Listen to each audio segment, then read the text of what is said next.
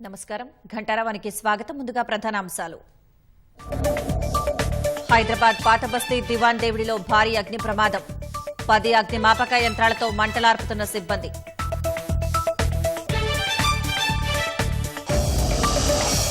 దక్షిణాది రాష్ట్రాలపై కేంద్రం వివక్ష చూపిస్తోందన్న సీఎం రేవంత్ రెడ్డి. తెలంగాణకెందుకు సహకరించడం లేదని సూటి ప్రశ్న.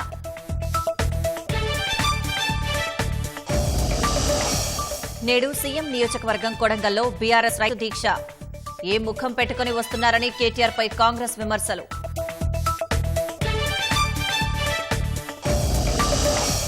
వినూత్న రీతిలో ఇవాళ ప్రధాని మోదీ పరీక్షా పే చర్చ. విద్యార్థులతో అనుభవాలను పంచుకోనున్న ప్రముఖులు.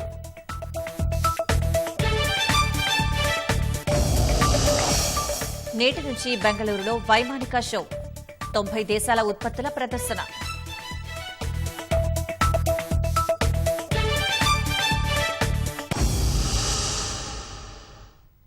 దక్షిణాది రాష్ట్రాలపై కేంద్రం వివక్ష చూపిస్తోందని, ఈ విషయంలో అందరూ ఏకమై పోరాటం చేయాల్సిన అవసరం ఉందని ముఖ్యమంత్రి రేవంత్ రెడ్డి అన్నారు.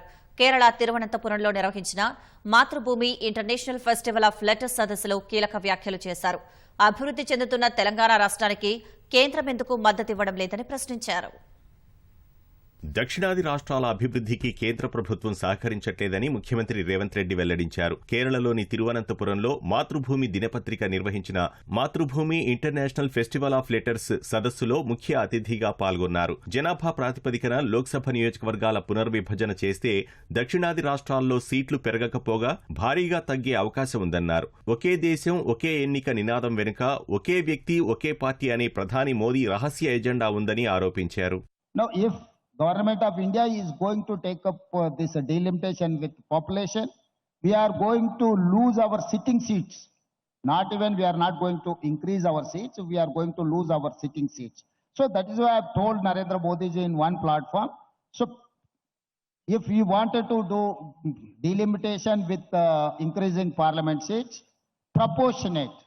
If Kerala is having 20 seats, the government of India wants to increase more than 50%. Kerala has to get 20 plus 10. It is very similar for Telangana. We have 17. According to that, I have to get 9 seats. If not, if these people are going to do delimitation with population, Bimaru states is enough to form government of India. Bimaru state, Bihar, Madhya Pradesh, Rajasthan, Uttar Pradesh, these 4 or 5 states is enough to form government of India. They need not to depend south. It is going to damage democracy. So we have to think on those lines. Telangana అన్ని రంగాల్లో మంచి rising లో ఉందని ముఖ్యమంత్రి రేవంత్ రెడ్డి తెలిపారు. రాష్ట్రానికి కేంద్రం ఎందుకు మద్దతివ్వడం లేదని ప్రశ్నించారు. తెలంగాణను ప్రపంచంలో మోడల్ గా తీర్చిదిద్దాలనే ప్రయత్నంలో తానున్నట్లు వెల్లడించారు. హక్కుల సాధన కోసం దక్షిణాది రాష్ట్రాల ప్రజలు పోరాటం చేయాల్సిందేనని స్పష్టం చేశారు. Political parties is having a limited role. The people have to come together. Southern states, people have to think this is a threat for democracy. So Narendra Modi and BJP people are trying to occupy everything. They wanted to control everything with the fingertips.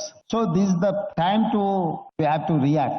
If you are going to ask political parties or political leaders, yes, they have their own agenda. They wanted to settle score with this platform. So my appeal is that people have to come together. We have to fight like anything. So if necessary, I will initiate all this momentum. రాష్ట్రంలో చేపడుతున్న అభివృద్ధి పనులను సదస్సులో CM Revanth Reddy వివరించారు. ORR లోపల ఉన్న హైదరాబాద్ నగరాన్ని net zero సిటీగా తీర్చిదిద్దుతామన్నారు. కాంగ్రెస్ పార్టీ నిరుద్యోగులకిచ్చిన హామీలను గాలికొదిలేసిందని కేంద్ర మంత్రి కిషన్ రెడ్డి విమర్శించారు. హైదరాబాద్ సెంట్రల్ జిల్లా బీజేపీ అధ్యక్షుడిగా లంకెల దీపక్ రెడ్డి బాధ్యతల సందర్భంగా నగరంలో పెద్ద ఎత్తున బైక్ ర్యాలీ నిర్వహించారు. జూబ్లీహిల్స్ నుంచి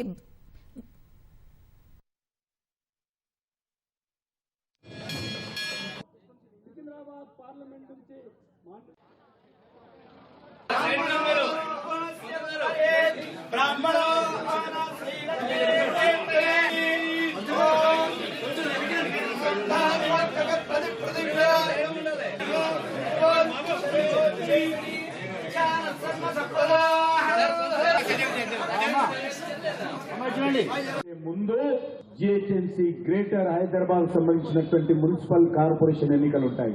మున్సిపల్ కార్పొరేషన్ ఎన్నికల్లో అహంకార పూరితమైనటువంటి మజ్లిస్ పార్టీ కోరలు పీకి ఈ రోజు ఇక్కడ కాషాయ జెండా, భారతీయ జనతా పార్టీ జెండా ఈ రోజు జిహెచ్ఎంసీ భవనం మీద ఎగరేయాల్సినటువంటి పరిస్థితి ఉన్నది. దానికి మనందరం సిద్ధంగా ఉండాలి. కులగణన సర్వే తప్పుల తడకగా ఉందని బీఆర్ఎస్ కార్యనిర్వాహక అధ్యక్షుడు కేటీఆర్ విమర్శించడాన్ని పీసీసీ అధ్యక్షుడు మహేష్ గౌడ్ తీవ్రంగా ఖండించారు. 1,00,000కు పైగా సిబ్బందిని నియమించి ఎంతో శాస్త్రీయంగా ప్రభుత్వం సర్వేను నిర్వహించిందని స్పష్టం చేశారు. కాంగ్రెస్ సర్కారుకు మంచి పేరు వస్తుంటే భరించలేకే కేటీఆర్ ఆరోపణలు చేస్తున్నారని మహేష్ గౌడ్ దుయ్యబట్టారు. దేశంలో పకడ్బందీగా కులగణన చేసిన ఘనత తమ ప్రభుత్వానికే దక్కుతుందన్నారు. 2014లో సమగ్ర కుటుంబ సర్వే చేసి ఆ వివరాలను కనీసం బయటకు చెప్పని బీఆర్ఎస్ నేతలు ఇప్పుడు మాట్లాడడం అవివేకమన్నారు. కులగణన సర్వేలో పాల్గొనని కేటీఆర్, ఆయన కుటుంబ సభ్యులకు రీసర్వే గురించి మాట్లాడే అర్హత లేదని మహేష్ గౌడ్ మండిపడ్డారు. ఎమ్మెల్సీ ఎన్నికల్లో పోటీ చేయడానికి అభ్యర్థులు లేని బీఆర్ఎస్ లోక్సభ ఎన్నికల మాదిరే బీజేపీకి సహకరిస్తోందని ఆక్షేపించారు. భవిష్యత్తులో రాజ్యాధికార సాధనలో మున్నూరు కాపులు కీలకం కానున్నారని కేంద్ర హోంశాఖ సహాయ మంత్రి బండి సంజయ్ అన్నారు. కులగణన ఫలితాలు జరిగిన తప్పిదాల పేరిట మున్నూరు కాపు అపెక్స్ కౌన్సిల్ రాష్ట్ర స్థాయి సమావేశాన్ని హైదరాబాద్లోని కంటోన్మెంట్లో నిర్వహించారు. దీనికి వివిధ పార్టీల నేతలు హాజరయ్యారు. ఉత్తర తెలంగాణ జిల్లాలో భాజపా తరపున పోటీ చేసిన ఎంపీలు, ఎమ్మెల్యేల గెలుపులో మున్నూరు కాపులు ప్రధాన పాత్ర పోషించారని బండి సంజయ్ తెలిపారు. పార్టీల జయాపజయాల్లో మున్నూరు కాపు ఓటర్లే కీలకమనే అంశాన్ని దృష్టిలో పెట్టుకుని కులగణనలో వారి సంఖ్యను కాంగ్రెస్ ప్రభుత్వం తగ్గించిందని ఆయన ఆరోపించారు. ఈ విషయంలో అందరూ ఏకమై సికింద్రాబాద్ పరేడ్ మైదానంలో 10 లక్షల మందితో భారీ బహిరంగ సభ నిర్వహించి తమ బలాన్ని నిరూపించుకోవాలని పిలుపునిచ్చారు. అప్పుడు అన్ని పార్టీలు మున్నూరు కాపులకు టికెట్లిచ్చేందుకు ముందుకొస్తాయన్నారు. బహిరంగ సభ విజయవంతానికి తొలుత గ్రామ, మండల స్థాయిలో సమావేశాలు నిర్వహించాలని సూచించారు. సభ నిర్వహణకు కావలసిన అనుమతులు, ఇతర విషయాల్లో కేంద్రం తరపునే కాకుండా వ్యక్తిగతంగా పూర్తి సహకారం అందిస్తారని తెలిపారు. బలవంతుణ్ణి బలహీనపరిచి రాజకీయ ఎదుగుదలను అడ్డుకునేందుకు సీఎం రేవంత్ రెడ్డి కుట్రపూరితంగా వ్యవహరిస్తున్నారని రాజ్యసభ సభ్యుడు లక్ష్మణ్, మాజీ మంత్రి గంగుల కమలాకర్ ఆగ్రహం వ్యక్తం చేశారు. కులగణనలో మున్నూరు కాపులు 13 లక్షల మంది మాత్రమే ఉన్నారని చూపించడాన్ని మున్నూరు కాపు సంఘం రాష్ట్ర అధ్యక్షుడు కొండ దేవయ్య ఖండించారు.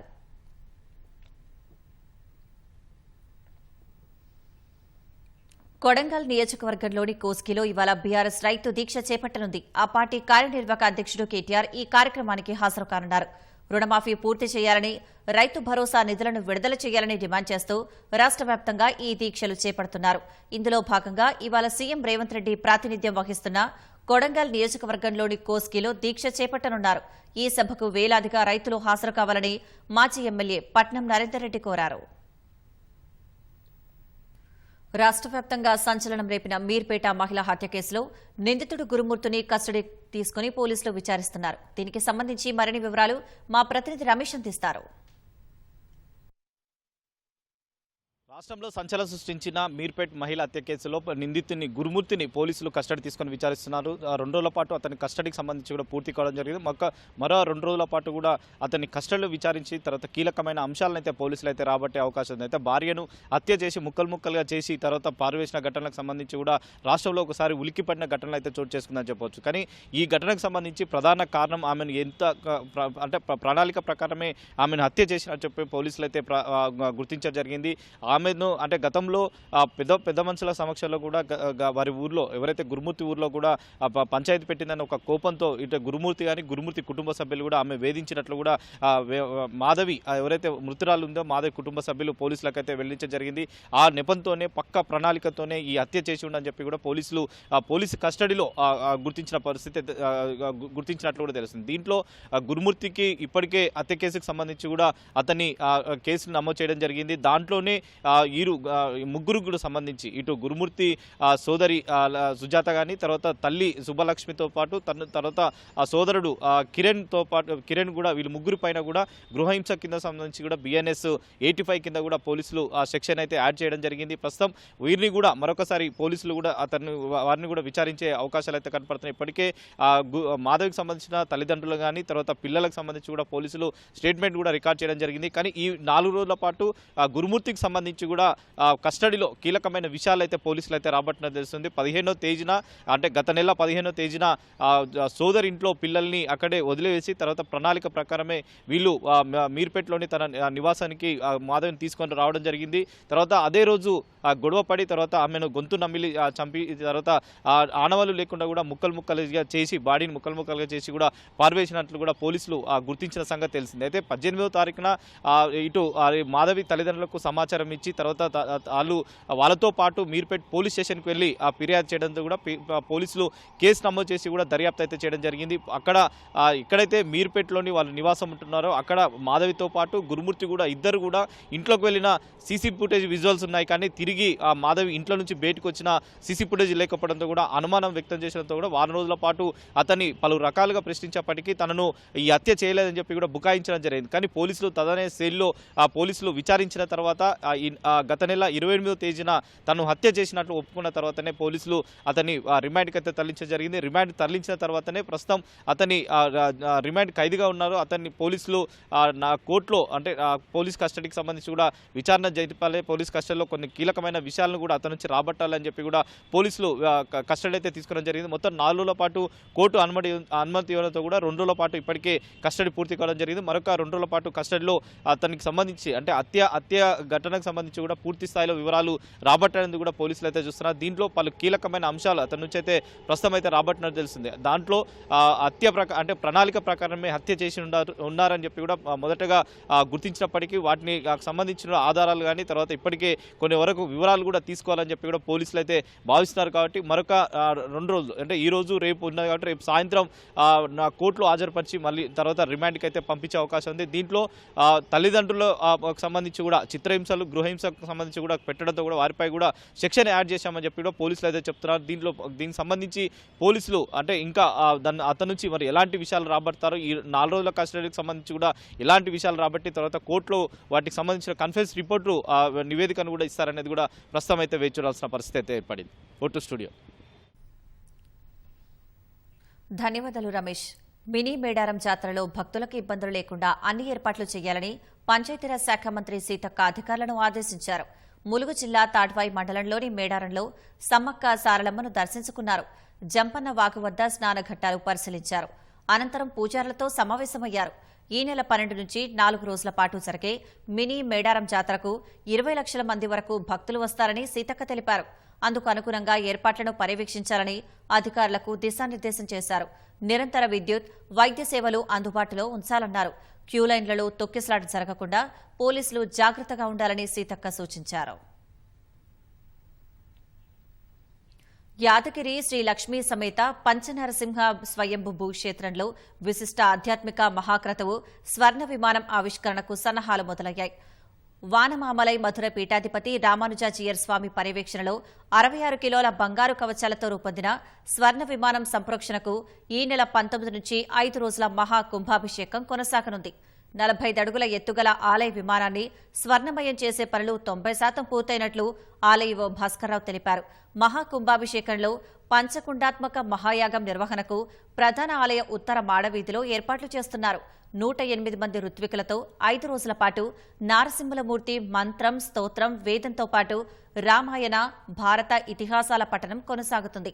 దివ్య విమాన ఆవిష్కరణకు 23న మహాసంప్రోక్షణ క్రతువు నిర్వహణకు ముహూర్తం ఖరారైంది.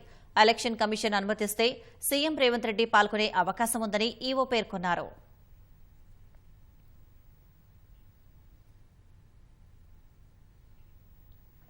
కొండగట్టు అంజన్న క్షేత్రం అభివృద్ధిని కాంగ్రెస్ ప్రభుత్వము కొనసాగించాలని బీఆర్ఎస్ ఎమ్మెల్సీ కల్వకుంట్ల కవిత కోరారు. కొండగట్టు ఆంజనేయ స్వామిని దర్శించుకున్నామే ప్రత్యేక పూజలు చేశారు. బీఆర్ఎస్ ప్రభుత్వం కొండగట్టు ఆలయ అభివృద్ధికి 1000 కోట్ల రూపాయలతో ప్రణాళిక రూపొందించిందని గుర్తు చేశారు. 25 కోట్ల రూపాయలతో నీటి సమస్యను శాశ్వతంగా పరిష్కరించామని వివరించారు. ఇప్పుడు రాష్ట్ర ప్రభుత్వం కూడా ఈ అభివృద్ధిని కొనసాగించాలని కవిత కోరారు.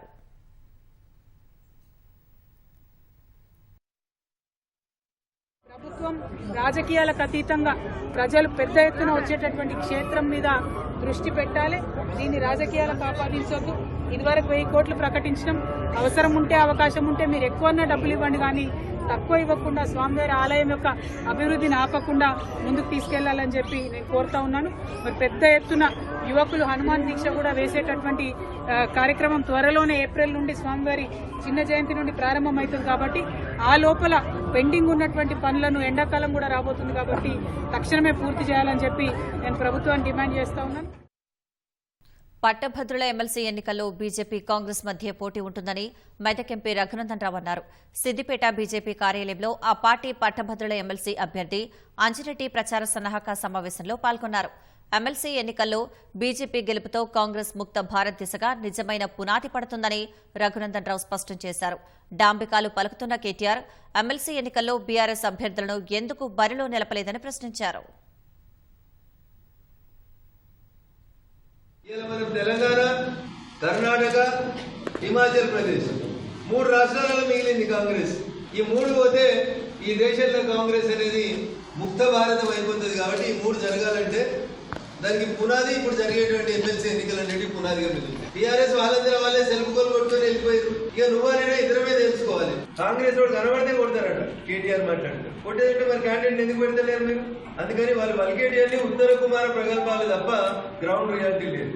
ఇలా చదువుకున్న వాళ్ళు సమాజం, డాక్టర్లు, లాయర్లు, టీచర్లు, వకీల్ సాబ్లు, గ్రాడ్యుయేట్స్ అంతా, నిరుద్యోగ యువత అంతా కూడా టీఆర్ఎస్ పార్టీ మీద కోపంతో ఉన్నారు. స్థానిక సంస్థల ఎన్నికల్లో రాష్ట్రంలో బీజేపీతే గెలుపని మహబూబ్ నగర్ ఎంపీ డీకే అరుణ ధీమా వ్యక్తం చేశారు. మహబూబ్ నగర్లోని బీజేపీ పార్టీ కార్యాలయంలో ఏర్పాటు చేసిన సమావేశంలో ఆమె మాట్లాడారు. ఢిల్లీలో భారతీయ జనతా పార్టీ సాధించిన విజయం గొప్ప విజయమని, ఈ విజయం దేశవ్యాప్తంగా పండుగలా చేసుకుంటున్నారని సంతోషం వ్యక్తం చేశారు. కేజ్రీవాల్ అవినీతి అక్రమాలకు పరాకాష్టే ఆయన పరాజయానికి నిదర్శనమన్నారు. ప్రధానమంత్రి ఆవాస్ యోజన నిధులతో ఇందిరమ్మ ఇల్లు నిర్మిస్తే ఊరుకోమని, చిత్తశుద్ది ఉంటే ఇందిరమ్మ ఇల్లు వేరే కట్టించాలని డిమాండ్ చేశారు.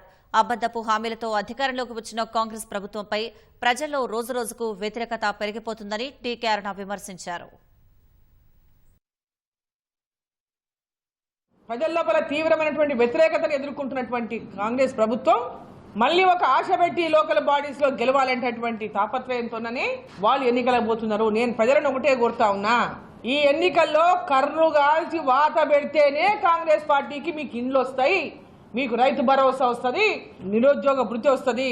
ఎప్పుడైతే నోరిప్పకుండా వాళ్ళు ప్రతిదానికి మనం తల ఊపుకుంటూ పోతామో ఆ ప్రభుత్వాలు ప్రజలను లెక్క చేయవు, రైతులను లెక్క చేయవు, మహిళలను లెక్క చేయవు, ఉద్యోగులను, నిరుద్యోగులను లెక్క చేయరు. ఇప్పటిదాకా సంవత్సరం దాటిపోయిన ఇంకా మాటలతోనే ప్రభుత్వం గడిపేస్తా ఉంది తప్ప పరిపాలన ఇప్పటిదాకా సంవత్సరం దాటిపోతే కూడా ఇప్పటిదాకా లైన్ లో పడలేదు, ఒక గాడిలో పడలేదు. నల్గొండలో బీజేపీ పార్టీలో విభేదాలు భగ్గుమన్నాయి. పార్టీ నిబంధనలకు విరుద్ధంగా జిల్లా అధ్యక్షుడు నాగం వర్షిత్ రెడ్డిని మరోసారి నియమించారంటూ బీజేపీ అసమ్మతి నేతలు ఆరోపించారు. జిల్లా నాయకులు, మండల పార్టీ నాయకులు అభిప్రాయం తీసుకోకుండానే జిల్లా అధ్యక్షుడి నియామకం చేయడం సరైన పద్ధతి కాదన్నారు. క్రియాశీల సభ్యత్వం లేని వారిని అధ్యక్షుని ఎలా చేస్తారని ప్రశ్నించారు. జిల్లా పార్టీ కార్యాలయం ఎదుట బైఠాయించి మౌన దీక్ష చేశారు.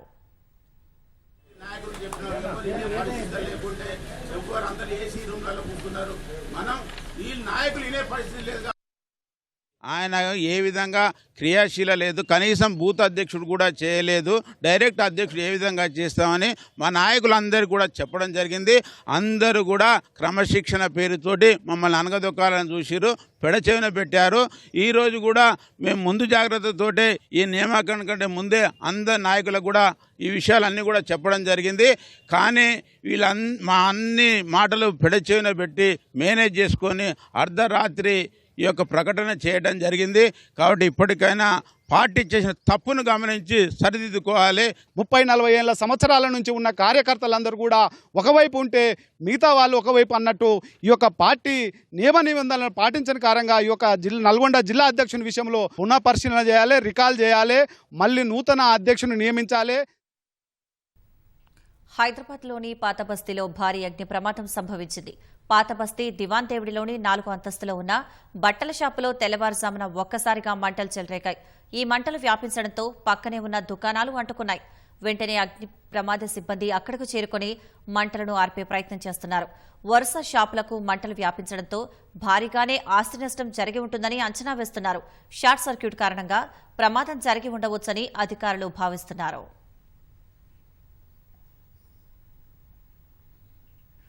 కొన ఊపిరితో ఉన్న మావోయిస్టులకు మరో గట్టి దెబ్బ తగిలింది. ఛత్తీస్గఢ్లో ఆదివారం జరిగిన ఎన్కౌంటర్లో 11 మంది మహిళలు సహా 31 మంది మావోయిస్టులు హతమయ్యారు.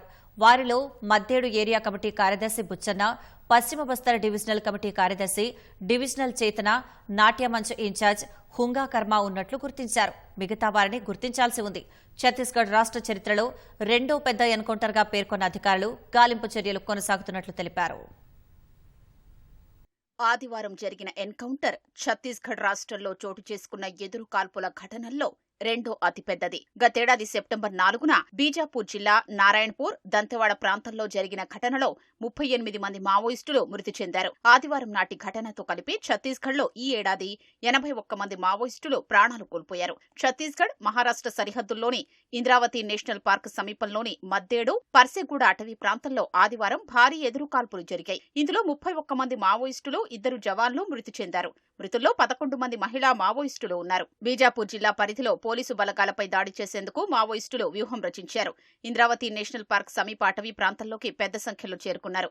నిఘా వర్గాల ద్వారా సమాచారం అందడంతో Bijapur district reserve guard, special task force, Bastar fighters బృందాల్లోని జవాన్లు సుమారు 1000 మంది 4 రోజుల నుంచి కూంబింగ్ చేపట్టారు. వారికి నేషనల్ పార్క్ సమీప అటవీ ప్రాంతంలో ఆదివారం ఉదయం 8 గంటలకు మావోయిస్టులు తారసపడ్డారు. వారు కాల్పులకు దిగడంతో భద్రతా బలగాలు ప్రతిఘటించడం ప్రారంభించాయి. ఇరు వర్గాల మధ్య మధ్యాహ్నం వరకు భీకర కాల్పులు జరిగాయి. కాల్పులు తగ్గాక 31 మంది మావోయిస్టుల మృతదేహాన్ని భద్రతా బలగాలు స్వాధీనం చేసుకున్నాయి. మృతి చెందిన మావోయిస్టుల్లో 2ని మద్దేడు ఏరియా కమిటీ కార్యదర్శి బుచ్చన్న, పశ్చిమ బస్తర్ డివిజనల్ కమిటీ కార్యదర్శి, డివిజనల్ చేతన, నాట్యమంచ్ ఇన్ఛార్జ్ హుంగా కర్మగా గుర్తించారు. మిగిలిన వారిని గుర్తించాల్సి ఉంది. ఘటనలో ప్రాణాలు కోల్పోయిన జవాన్లలో STF head constable Naresh Kumar Dhruv, DRG constable Vasit Raute ఉన్నారు.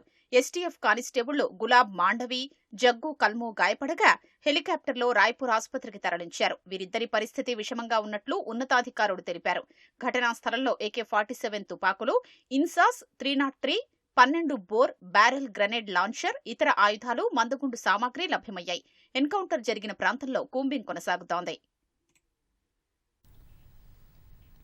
పరీక్షలకు హాజరు కానున్న విద్యార్థుల్లో స్ఫూర్తి నింపేందుకు ఏటా ప్రధానమంత్రి నరేంద్ర మోదీ జరిపే పరీక్షా పే చర్చ కార్యక్రమం ఇవాళ ఢిల్లీలోని భారత మండపంలో జరగనుంది. పరీక్షా పే చర్చను ఈసారి కొత్త ఫార్మాట్లో నిర్వహించనున్నారు. ఈ కార్యక్రమంలో ప్రధాని మోదీతో పాటు కొందరు ప్రముఖులు పాల్గొననున్నారు. ఈ చర్చకు ప్రత్యేకత తీసుకురావాలన్న ప్రధాని సూచన మేరకు బాలీవుడ్ నటులు దీపికా పదుకొనె, విక్రాంత్ మసే, భూమి ఫడ్నేకర్, ఆధ్యాత్మికవేత్త జగ్గి వాస్తవ్, బాక్సింగ్ దిగ్గజం మారికోమ్తో పాటు ఇంకా కొందరు ప్రముఖులు పాడ్కాస్ట్లో పాల్గొంటారు. 8వ ఎడిషన్ సందర్భంగా మొత్తం 8 భాగాలుగా ఈ చర్చను విడుదల చేయనున్నారు. వారు తమ అనుభవాలతో విద్యార్థుల్లో స్ఫూర్తి నింపనున్నారు.